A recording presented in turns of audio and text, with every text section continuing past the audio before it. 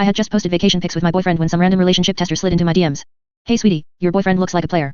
Give me his Instagram and I'll test him for free. Okay, I shot back scammer, you're probably just a home record trying to slide into other people's relationships. She didn't like that. She screenshot our conversation, posted it online, and played the victim. Next thing I knew, my inbox was flooded with people calling me every name in the book. I publicly apologized just to keep the peace, but she and her internet mob had already made up their minds they were going to help test my boyfriend, whether I liked it or not. A few days later, she triumphantly posted a screenshot of adding my boyfriend on Instagram with the caption, "Cat, your boyfriend's not behaving." I looked at her post and honestly just felt sorry for her. The post hadn't even been up an hour before it hit 10,000 likes. I stared at the two screenshots. First her friend request, "Hey handsome, add me." Second their chat thread. The comment section was already a dumpster fire. People were tagging me left and right. Quick, make her look, her boyfriend's flirting with some random woman. No wonder she freaked out when offered a free test. Turns out her man is trash. I took a breath and typed out a response, "Thanks for the concern, but my boyfriend and I have known each other since high school. I trust him. If things go south down the road I'll walk away, no hesitation, but until then I'm not putting him through some loyalty test and I don't want anyone messing with our relationship." A decent amount of people agreed with me and I felt a little relieved. Maybe this would all blow over. Then she chimed in, practically in tears. "Sweetie, I don't want to ruin your relationship. I'm just trying to protect girl from bad guys." Her fans immediately fell back in line. They were all convinced I was just a woman too, and loved to see the truth. I read through the comments until my chest felt tight, then turned off my phone. That evening I came home after work and found my boyfriend Dan slouched on the couch, scrolling his phone, a small smile on his face. When he heard me come in, he flipped the phone face down and sat up straight.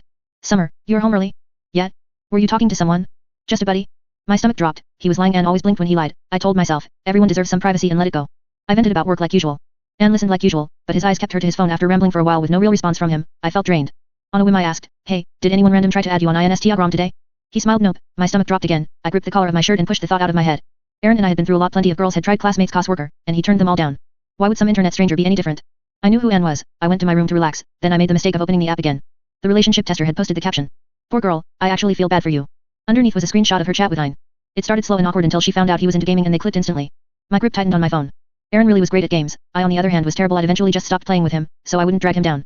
The comments piled on fast. "She still won't break up. She's never seen a decent man in her life. She deserves what she gets. Props to the blogger for putting up with such a gross guy." The relationship tester replied sweetly. "I'm not suffering. I just want to help other women see the truth." People ate it up. Her follower count shot up overnight. I clicked on her profile post after post of her testing other women's boyfriends. Every cover image had big text stamped across it, "Certified scum." The comment sections were full of people thanking her, and now it was my turn. Just then I heard the door and walked in and I looked up. "Anne, I can trust you, right?" He tilted his head, a little confused, then smiled and pulled me into a hug, pressing his forehead against mine. "Of course you can. Okay, I trust you." I put down my phone and turned off the light.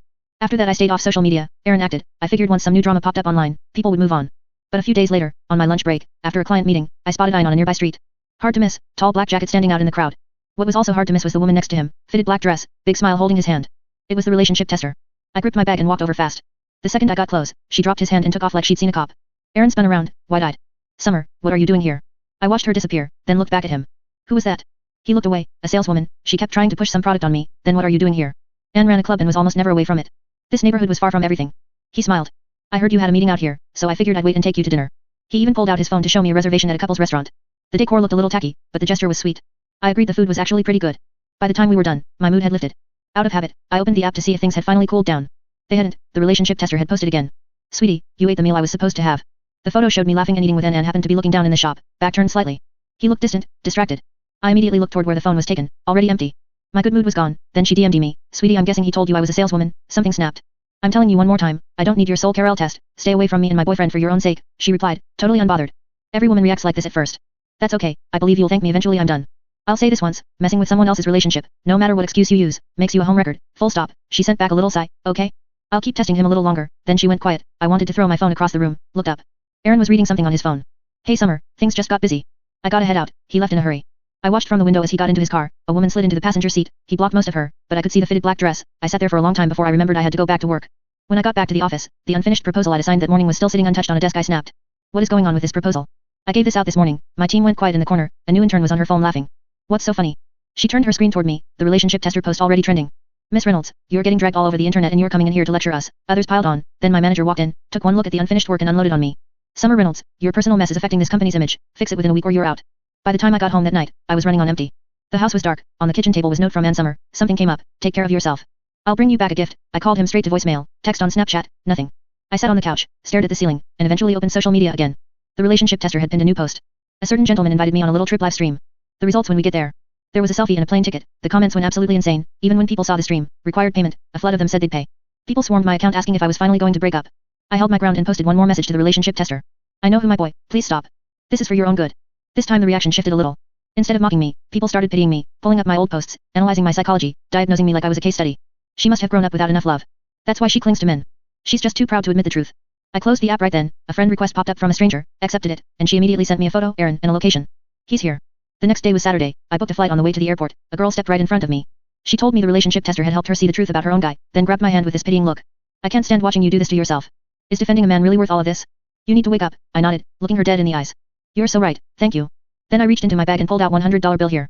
I just found this on the ground, take it, she blinked. Oh, I mean, found money, I probably shouldn't, she said that, but her hand was already reaching for it the second her fingers were about to touch it. I snatched it back. You seriously take found money, you just failed the morality test, she lost it, are you kidding me? I gave you real advice and you pull some stupid trick on me? You people love testing others, right? How does it feel when the tables turn? That's totally different, that's love being tested. I laughed. They're both tests. Who are you people anyway? What gives any of you the right to randomly test strangers? Her face went red. No wonder everyone calls you a doormat. Just wait until the live stream, you'll get what's coming to you.